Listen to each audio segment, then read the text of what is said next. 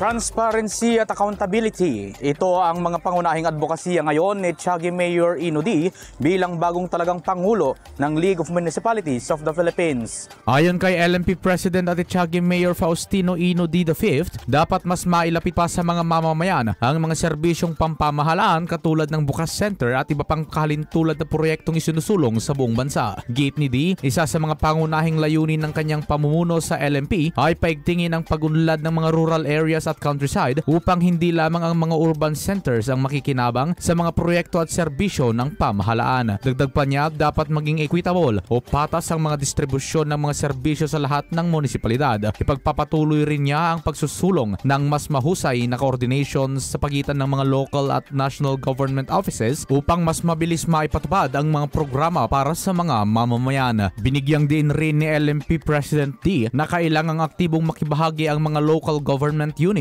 sa pagbuo ng national budget upang matiyak na ang pondong inilaan ng pambansang pamahalaan ay tunay na responsive at tumutugon sa pangangailangan ng mga lokalidad. Siyempre, ang mga LGUs na po, nandito lahat ng datos, nandito po lahat, first frontliners po tayo sa lahat po ng programa natin. So alam po natin talagang kinakailangan po ng ating mga kababayan. Iyan ang naging pahayag ni Mayor Faustino Ino D. V. Para sa IFM News, ako si Idol Victor Pascual.